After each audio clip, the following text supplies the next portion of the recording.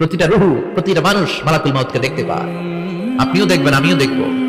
মুমিনদের কাছে এসে মালাকুল মাউত একজন যুবকের বেশে সাদা ধবধবে জুব্বা পরে সুগন্ধি মেখে মুমূর্ষ ব্যক্তির শিওরে বসে বলে, ইয়া আইয়াতুহান নাফসুল মুতমাইন্নাহ, হে প্রশান্ত আত্মা, উখরুজি ইলা মাগফিরাতিল্লাহি ওয়া রিদওয়ানি, আল্লাহর ক্ষমা আর দয়ার দিকে বের হয়ে আসো। বলা মাত্রই মুমিনের আত্মাটা স্মুথলি বের হয়ে আসে। কাফান মিন আকফানিল জান্নাহ, হানুত মিন হানুতিল জান্নাহ, জান্নাত থেকে আনা সুগন্ধি কাফনের মধ্যে পেঁচিয়ে তিনি রূহটাকে নিয়ে ইল্লিনে চলে যায়। সরাসরি দেখে মালাকুল মাউতকে। আর যারা ইসলাম বিরোধী, কোরআন বিরোধী, তাদের সামনে এসে মালাকুল মাউত ত্রাস সৃষ্টি করে। আগে ধমক। হাইওয়েতে মাঝে মাঝে ডাকাতি হয় না? বাসগুলোর মধ্যে যখন ডাকাতি হয়, বাসে থাকে 50 জন, ডাকাত ঢুকে 5 জন, এই 5 জনের ভয়ে সবগুলো পেশাব করে দেয়। কারণ ত্রাস সৃষ্টি করে। এসেই চাইনিজ কুড়াল দিয়ে আগে কুবায় দেয় 4-5 জনের। রক্ত দেখে কি দেওয়ার সব আগে রেডি করে রাখে।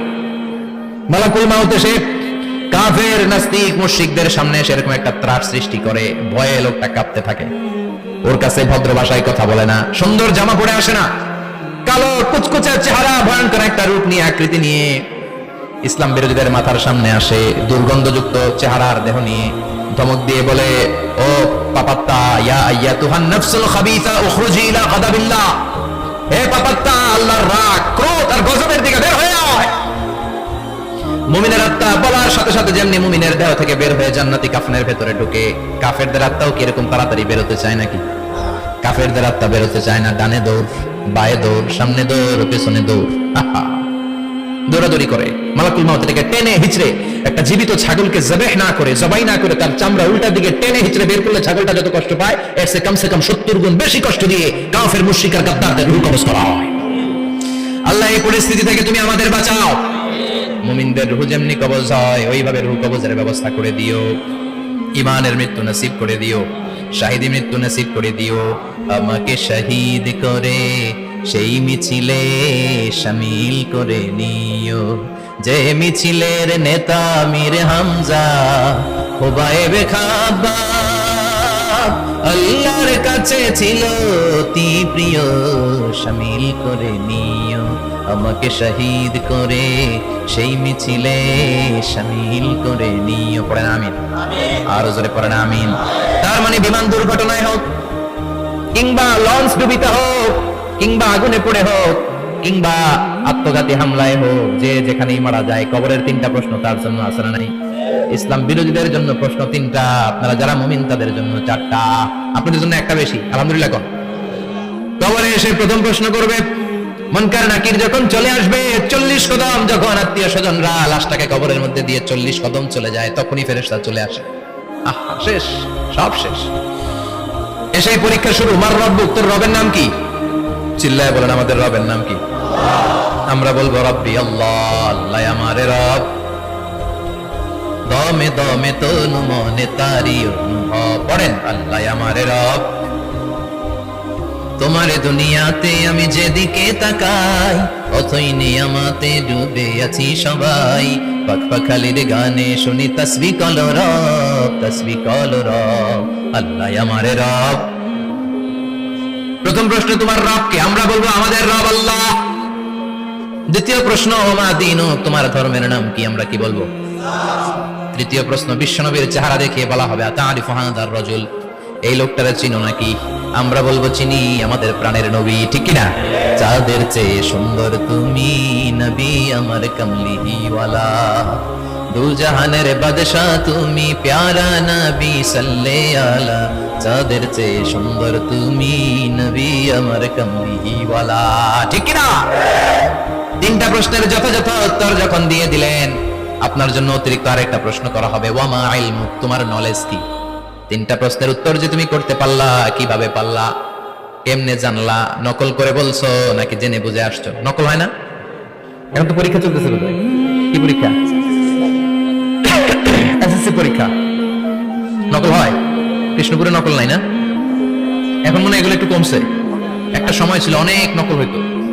পাঞ্জাবের ভিতরে নকল, পকেটে নকল, টুপির ভিতরে নকল, মৌজার ভিতরে নকল, এমনকি মেয়েরাও নকল করে পরীক্ষার হলে আসে না নাই? স্কেলের মধ্যে লিখে নিয়ে যায়, হাতের মধ্যে লিখে নিয়ে যায়, ওড়নায় লিখে নিয়ে যায়, কাপড়ে লিখে নিয়ে যায়, আসে না নাই? ফেরেশতারা বলবে, নকল করছো নাকি? কেমনে জানলা? 3টা প্রশ্নের উত্তর তুমি কেমনে বললা? আল্লাহ তোমার রব, ইসলাম তোমার ধর্ম, এই লোকটা বিশ্বনবী কেমনে চিনল? আপনাকে তখন বলতে হবে আমি কোরআন থেকে শিখেছি, আমি হাদিস থেকে শিখেছি, আমি ইসলাম জেনে বুঝে মেনেছি, আমি আন্দাজে কোথাও করি নাই। চিল্লায় এখন ঠিক কিনা? আপনাকে বলতে হবে, এজন্য শিখতে হবে, প্রতিনিয়ত ইসলাম সম্পর্কে জানতে হবে, আখের গোছাতে হবে, জীবনটাকে আলোকিত করতে হবে। চিল্লায় বলেন ঠিক কিনা? চারটা প্রশ্নই যখন হয়ে গেল, ফেরেশতারা বলবে আহলান ওয়া সাহলান ওয়া মারহাবান বিক, খোশামদেদ, কংগ্রাচুলেশন, খোশামদেদ, কংগ্রাচুলেশন, সব প্রশ্নের উত্তর তুমি পেরেছো। ফায়ুফসাহু লাহু কবরুহু ৭০ যিরান, আপনার কবরটারে ৭০ হাত লম্বা করে দেয়া হবে। ওয়া ইফতাহু লাহু বাবুন ইলাল জান্নাহ, আপনার কবর থেকে জান্নাতের দিকে দরজা খুলে দেয়া হবে।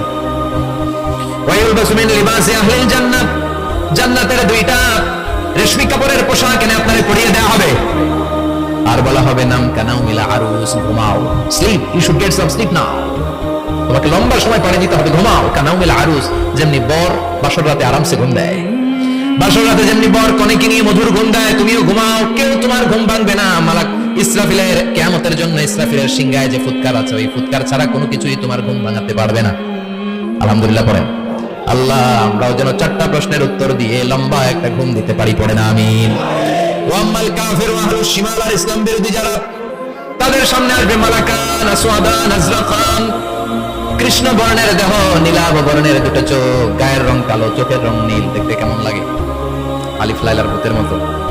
কথা কম, গায়ের রং কালো, চোখের রং নীল। ফেরেশতা দুইটা আসবে, এসে ত্রাস সৃষ্টি করবে, এসে বলবে বল তোর রবের নাম কি? আর রব্বুক। ইসলাম বিরোধী মুশরিক কাফের নাস্তিক এরা বলবে আমি জানি না আমার রবকে, আমি জানি না, আমি তো আজীবন শুধু চেয়ার করেছি, মদ খেয়েছি, আমি ধর্ষণে সেঞ্চুরি করেছি দুনিয়ার বুকে, আমি টেন্ডারবাজি করেছি, চাঁদাবাজি করেছি, আমি মাস্তানি করেছি, আমার দাপটে এলাকার ইসলাম প্রিয়রা বাসায় ঘুমাতে পারে না। আমি ছিলাম টেন্ডারবাজ, আমি ছিলাম গডফাদার, সন্ত্রাসীদের লিডার, আমি ছিলাম ডন 1 2 3 সব, আমি ছিলাম ডনের ডন, আমি ছিলাম মাস্তান রংবাজ, রব টপ কি আমি তো জানি না। লাদ্রি লাদ্রি, আমারে জিজ্ঞেস করো না।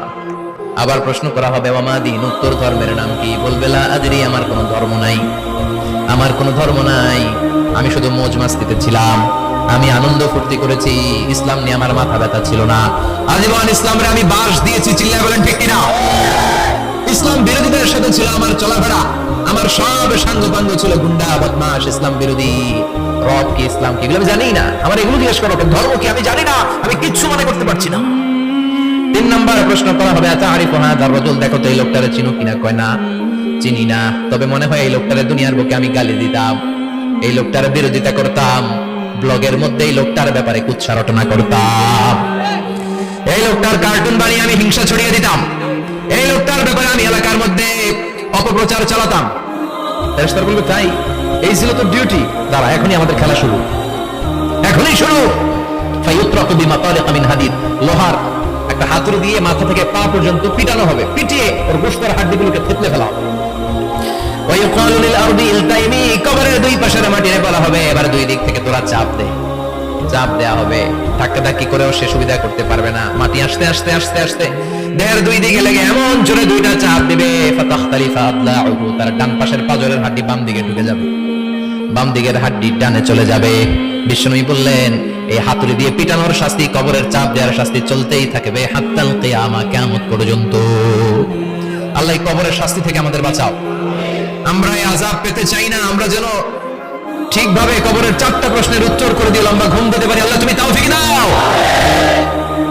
এজন্য আল্লাহ বললেন গোলাম দুনিয়া নিয়ে পাগল হয়ে থেকো না, এই দুনিয়ার জীবন আসল জীবন নয়, আসল জীবন হলো কবরের জীবন। জোরে বলেন ঠিক কিনা?